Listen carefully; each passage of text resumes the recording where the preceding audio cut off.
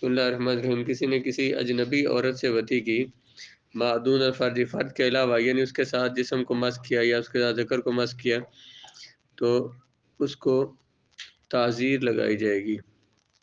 فی معدون الفرد ای ما فی غیر السبیلین کالتفخیذ والتبتین۔ تفخیذ فخذ ان سے بنائے جیسے رانوں میں ذکر کو مس کیا، والتبتین باطن ان سے بنائے جیسے پیٹ کے ساتھ مس کیا، تو اس کو تعزیر لگائی جائے گی، حد اس پر نہیں ہوگی۔ لأنہ اتی منکرن، کیونکہ اس نے برائی کی ہے، گناہ کیا ہے۔ رسول لکھا ہوا ہے لأنہ اتی منکرن،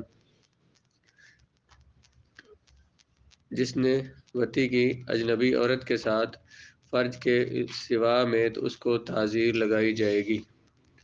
اسی بندے نے اپنے بیٹے کی لونڈی سے وطی کی یا اپنے پوتے کی لونڈی سے وطی کی، اگرچہ اس نے کہا ہو کہ وَإِنْ قَالَ، اگرچہ اس نے یہ کہا ہو کہ مجھ پر میں جانتا تھا کہ مجھ پر حرام ہے، پھر بھی اس کو حد جاری نہیں ہوگی۔ کسی نے اپنے بیٹے کی لونڈی سے وطی کی اور اس نے یہ کہا کہ مجھے پتا تھا کہ یہ مجھ پر حرام ہے، تو میں نے اس سے وطی کی ہے، پھر بھی اس پر حد جاری نہیں ہوگی۔ اس طرح کسی نے پوتے کی لونڈی سے وطی کی اور اگرچہ اسے معلوم تھا کہ، یا اس نے کہا بھی کہ مجھے پتا تھا کہ مجھ پر حرام ہے، تو پھر بھی اس پر حد جاری نہیں ہوگی، کیونکہ لأن الشبہۃ فی حکمیۃ، کیونکہ اس میں شبہ حکمیہ ہے اور وہ دلیل سے پیدا ہوا ہے۔ کس دلیل سے؟ رسول اللہ علیہ السلام نے فرمایا انت ومالک لابیک، تو اور تیرا مال تیرے باپ کا ہے۔ تو بس اس میں یہ شبہ آتا ہے حدیث سے کہ بندہ یہ سمجھ لے کہ، یہ سمجھ آتا ہے کہ جیسے وہ اس کی اولاد اس کی ہے، تو اس کی اولاد کی ساری چیزیں بھی اسی کی ہیں، تو پھر یہ جو لونڈی ہے یہ بھی اس کی اولاد کا مال ہے، تو اس لیے یہ اس کا ہوا، تو اس کے لیے جائز ہوا۔ تو یہ جو شبہ آتا ہے یہ حدیث سے آتا ہے۔ اسے شبہ پڑا یا نہیں پڑا، لیکن حدیث سے شبہ پڑتا ہے، اس وجہ سے اس پر حد جاری نہیں ہوگی۔ نہیں ہے حد اس بندے پر جس نے وطی کی اپنے بیٹے کی لونڈی سے یا اپنے بیٹے کے بیٹے کی لونڈی سے، اگرچہ اس نے کہا ہو کہ مجھے معلوم تھا، میں جانتا تھا کہ یہ مجھ پر حرام ہے۔ آگے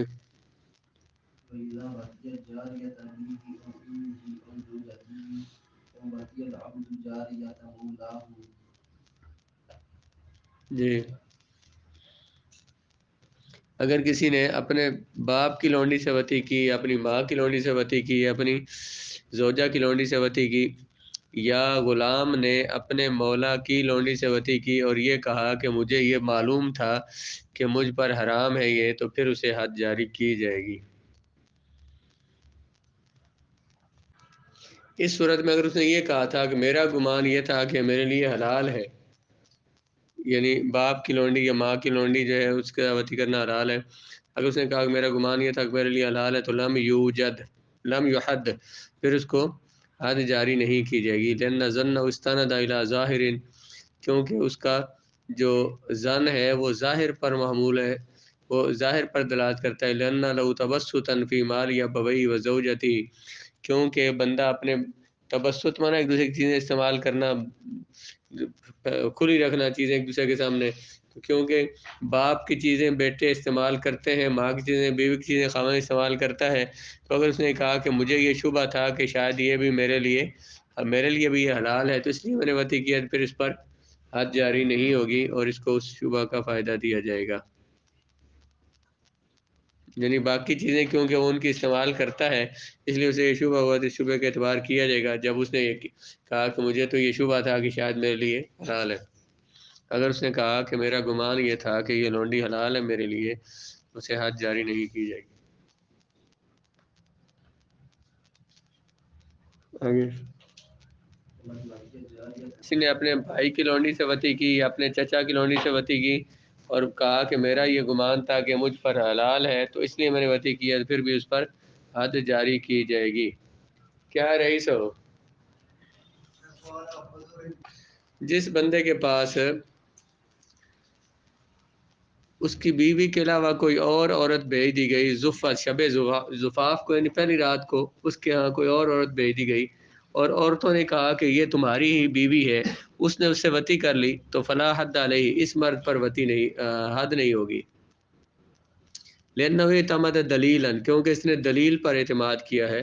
وہ دلیل کیا ہوا؟ الاخبار فی موضع الاشتباہ، جہاں شک و شبہ ہو تو شبہ کے موقع پر جو کسی کا خبر دینا یہی دلیل ہوتی ہے۔ اس کے بعد یہی دلیل تھی کہ انہوں نے کہا کہ تمہاری بیوی ہے، کیونکہ انسان لا یمیز بین امراتی و بین غیرہا فی اول الوہلتی، کیونکہ انسان فرق نہیں کر سکتا اپنی بیوی اور دوسری کسی اور عورت میں شروع میں، تو فسار کل مغرور ہی ایسے ہی ہے جیسے کہ اس کو دھوکہ ہوا ہو۔ آج کل تو ویسے بھی وہ جو پارل والی وہ اسے بوجھنا بناتی ہیں کہ پتہ ہی نہیں ہوتا کہ یہ وہ بندہ ہے کوئی اور ہے، تو اس میں زیادہ شبہ ہو سکتا ہے۔ اگر شبہ ہو گیا تو اسے اس شبہ کا اس لوگوں نے خبر جنہوں نے دی انہوں نے یہی خبر دی کہ اس کی بیوی اور اس کی بیوی نہیں تھی، تو اس سے زنا ہو گیا، تو اس سے حد جاری نہیں ہوگی۔ من زفت الیہ، وہ عورت جس کو بھیج دیا گیا، نہ وہ بندہ کہ بھیج دیا گیا جس کی طرف غیر امراتی، اس کے علاوہ کسی، اس کی بیوی کے علاوہ کسی اور کو، اور کہا عورتوں نے کہ انہا زوجتک، کہ یہ تیری زوجہ ہے، تو اس نے اس سے وطی کر لی، تو اس پر حد نہیں ہے، لیکن اس پر مہر لازم ہوگا اس کا، اس پر حد نہیں ہوگی، اس نے جو اس سے وطی کی اس پر مہر لازم ہوگا۔ اور امام اعظم کے زمانے ایک مسئلہ ہوا اسی طرح سے کہ دو بندے تھے اور دو بندوں کی شادی ہوئی دو عورتوں کے ساتھ، تو ایک کی بیوی ایک کے دوسرے کی طرف بھیج دی گئی، دوسرے کی پہلے کے پاس، تو جب دوسرا دن ہوا تو انہیں بتایا گیا بھئی یہ ان کی تو بیویاں اور بیویاں تھیں، تو اب سب علماء کے بعد مسئلہ ہوا بھئی یہ کیا، اس پہ کیا کیا جائے؟ تو امام اعظم نے فرمایا کہ ان لڑکوں سے پوچھو، مردوں سے پوچھو، جس عورت کے ساتھ تم نے رات گزاری ہے تمہیں پسند ہے یہ؟ انہوں نے کہا جی پسند ہے، تو آپ نے فرمایا کہ ان میں سے ہر ایک اپنی اپنی بیوی کو طلاق دے دے، اس کے ساتھ اس کا نکاح ہوا تھا، اسے طلاق دے دے، اور اس کے بعد عدت گزروائی جائے، اور پھر اسی دوسری سے اس سے جس کے ساتھ وہ رہا ہے تو اس کے ساتھ نکاح کر لے۔ جس بندے نے کسی عورت کو اپنے بستر پر پایا تو اس نے اس سے وطی کر لی، تو اس پر حد لازم ہوگی، یعنی وہ یہ نہیں کہہ سکتا کہ مجھے پتہ نہیں چلا یہ میری بیوی ہے یہ کوئی اور عورت ہے تو اس وجہ سے مجھے دھوکہ ہوا، لأن وجود المرأة فی بیتی والا فراشی لیس بشبہۃ، کیونکہ کسی عورت کا اس کے گھر میں یا اس کے بستر پر ہونا یہ شبہ نہیں ہے، الا تری انہ قد یکون فی بیتی، کیونکہ گھر میں تو اور عورتیں بھی ہوتی ہیں جیسے ماں، بہنیں، اور کوئی اجنبی عورت بھی ہو سکتی ہے، والشبہۃ اذا لم تستند الی سبب ظاہر لا یعتد بها، شبے کا اگر کوئی ظاہری سبب نہ ہو تو اس شبہ کا کوئی اعتبار نہیں کیا جاتا، ایویں بندہ بنا لے مجھے شک پڑ گیا تھا، تو کہیں بھی وہ تو بنا سکتا ہے اس طرح سے، تو وہ شبہ جس کا کوئی سبب ظاہری نہ ہو، جس کی ظاہری کسی سبب کی طرف منسوب جس سے نہ کیا جا سکتا ہو، اس شبہ کا اعتبار نہیں کیا جاتا۔ جس بندے نے پایا کسی عورت کو اپنے بستر پر، پس اس نے وطی کر لی اس کے ساتھ، تو اس مرد پر حد لازم ہے۔ آگے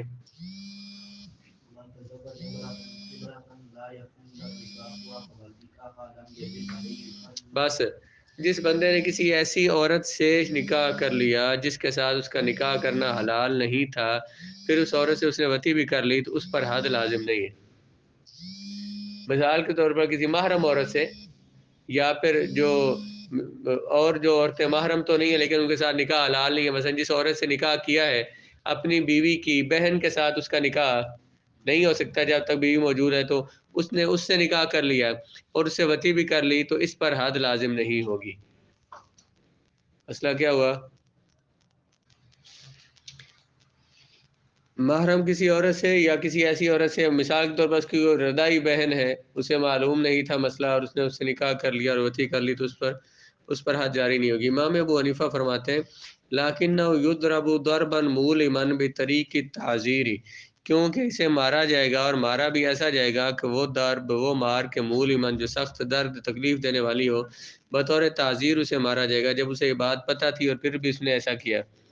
امام ابو یوسف امام محمد فرماتے ہیں امام شافعی کو اس پر حد جاری ہوگی جب اسے معلوم تھا کہ اس کے لیے حرام ہے، کیونکہ لأنہ عقد لم یصادف محلہ، کیونکہ یہ ایسا عقد ہے جو اپنے محل پر نہیں ہوا، جس کے ساتھ نکاح گیا اس کے ساتھ نکاح ہوتا ہی نہیں تھا، ایسا عقد ہے جو اپنے محل پر نہیں ہوا، اس لیے یہ لغو ہو جائے گا۔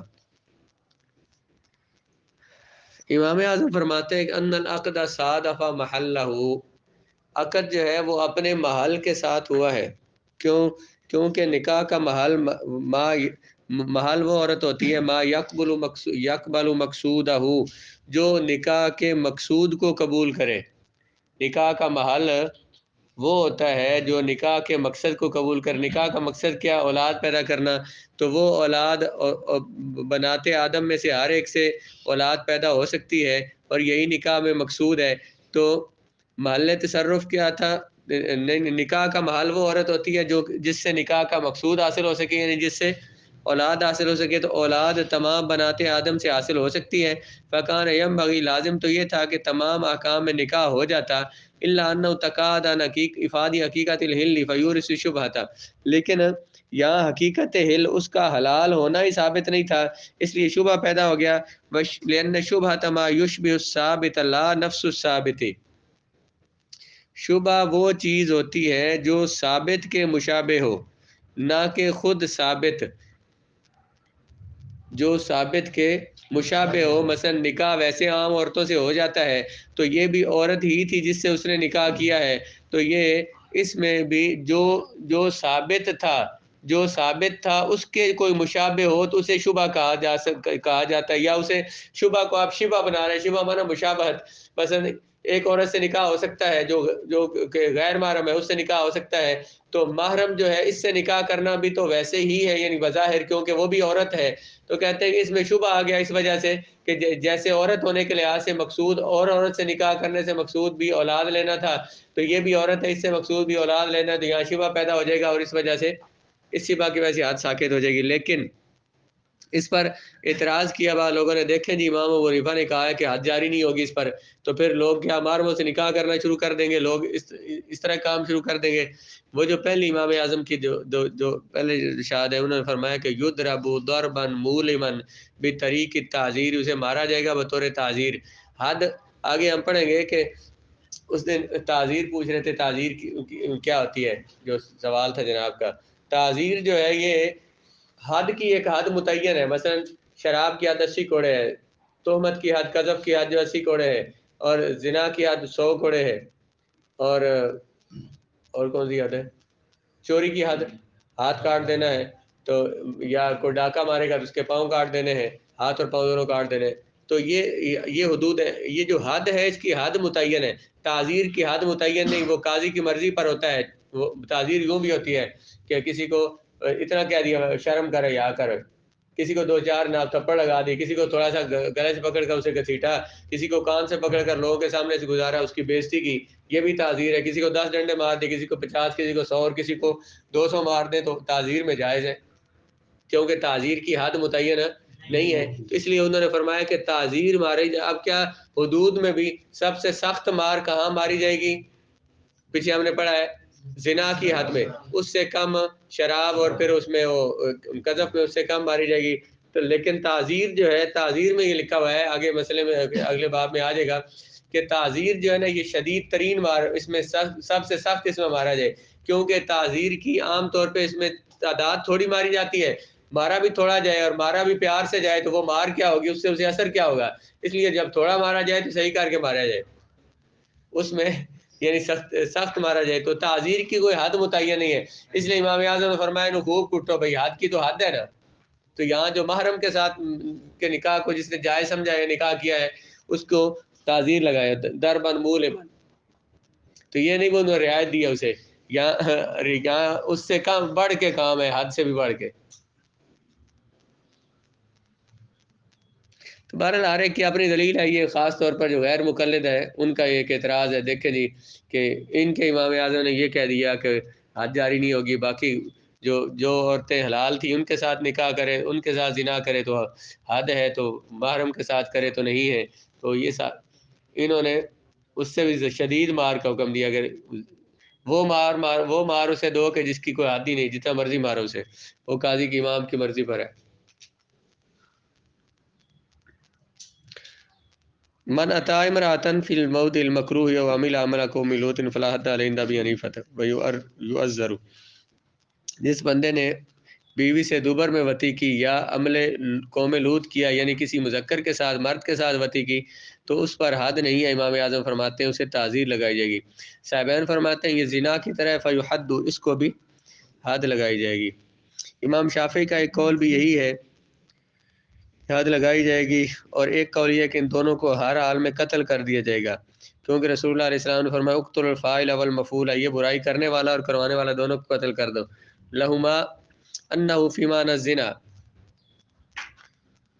یہ زنا کے معنی میں ہے کیونکہ یہ شہوت کو پورا کیا ہے اس محل میں جس پر شہوت آتی ہے، اور شہوت کو پورا کیا علی سبیل کمال، مکمل طور پر، علی وجہ تمحد حراما لقصد سفک الماء، کہتے ہیں کہ بندے نے یہ شہوت پوری کی ہے محل مشتہا میں، اور مشاوت کو مکمل طور پر پورا کیا ہے، اور شہوت یہ یوں شہوت پورا کرنا یہ حرام بھی ہے، تو اس وجہ سے یہ مکمل زنا کی طرح ہو گیا، اس لیے حد جاری کی جائے گی.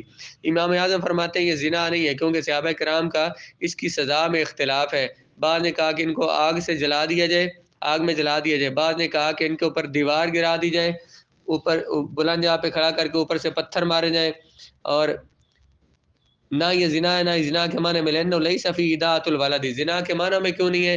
کیونکہ اس میں بچے کا ضائع ہونا نہیں ہے، اشتباہ نسب نہیں ہے، کیونکہ دوبر میں وطی کرنے سے اس سے اولاد نہیں ہو سکتی. جب اولاد نہیں ہو سکتی تو ادھر زنا کیوں حرام تھا؟ پیچھے ہم نے کیا پڑھا؟ جان بچانے کے لیے. وہ جان کون سی بچانی تھی بھلا؟ جو بچہ پیدا ہوگا تو جب زنا سے پیدا ہوگا اسے کوئی خرچے دینے والا نہیں ہوگا تو وہ بچہ مر جائے گا، اس کو بچانے کے لیے. تو یہاں وہ جو زنا کا معنی ہے یعنی کہ بچے کا ضائع ہونا وہ یہاں پہ پایا نہیں جاتا، اس لیے نہ تو یہ امام اعظم فرماتے ہیں کہ یہ تو نہ تو ظاہراً یہ زنا ہے اور نہ ہی مانن یہ زنا ہے، اس لیے اس پر حد جاری نہیں ہوگی، لیکن تعزیر ہوگی. تعزیر پھر امام کی مرضی ہے. وہ آگے جا کے لکھا ہوا ہے کہ